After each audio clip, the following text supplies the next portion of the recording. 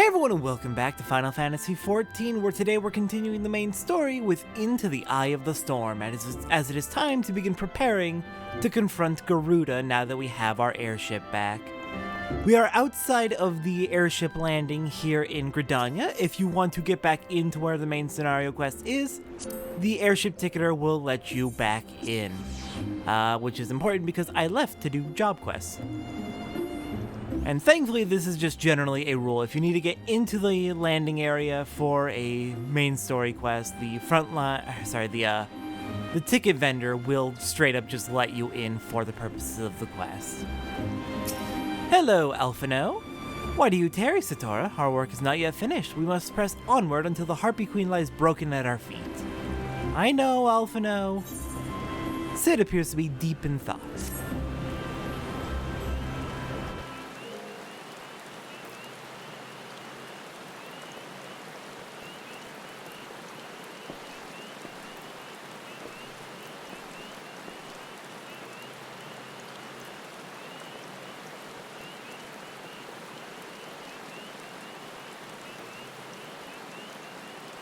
It calms me to look at her. It's as though I've been reunited with a part of me I never knew was missing. Hardly surprising, you did design and build her.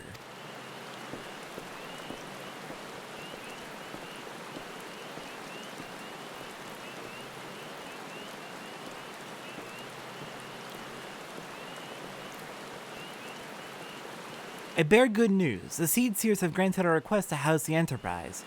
We may take as long as we require to repair her. Of course, it would be rank folly to take one moment more than we'd require. Garuda, lest we forget, grows stronger by the hour. If we are to have any hope of wresting this benighted realm from her talons, it must needs be soon. Though I am no expert on the workings of airships, it seems plain to me that the Enterprise suffered much from her time in the wilderness. Am I not correct, Sid? You are. Frankly, it's a miracle she carried us this far. As you know, the Howling Eye is encircled by a raging tempest, apt to turn proud trees to matchwood.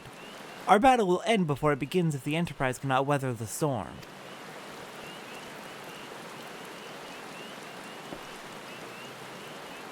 Given time, I believe I can fully repair her.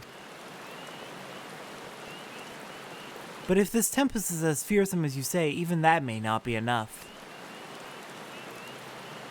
Confound it, there must be a way to brave the fury of the elements. The elements? But of course, that's it! We work upon the element itself.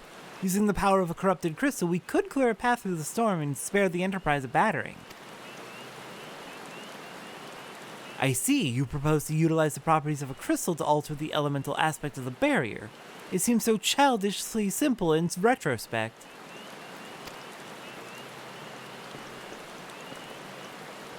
Though mayhap not to you, Satora, we speak of the manifestations of over-aspected ether that can be found throughout Eorzea. Since the calamity disrupted the land's etheric currents, such crystals have become comparatively commonplace. Which has been a cause of great woe, as they are known to warp etheric energies, including those of living organisms. The point is, we could theoretically use a corrupted crystal to convert the wind-aspected ether comprising Garuda's barrier into ether of another aspect, one she cannot control. With certain modifications, the Enterprise should be able to deliver us to the Howling Eye in comfort, however hard Garuda blows. But we are getting ahead of ourselves. All this rests upon our ability to procure a crystal with the necessary properties. Have you any idea where we might acquire one? No, but I know a man who might, a scholar by the name of Lambertant who resides in Camp Drybone. Strange as it may sound, I met him during my time at the church. Well, Marcus met him, I suppose. Whether out of pity or want of a more willing listener, he would talk to me for hours at a time about his etheric studies, corrupted crystals being his pet subject. It was as a result of these conversations that poor Marcus was observed to possess an uncommon knack for theoretical science. Satora, I need you to return to Thanalon and seek out this scholar. Sid and I will set about repairing the Enterprise in your absence.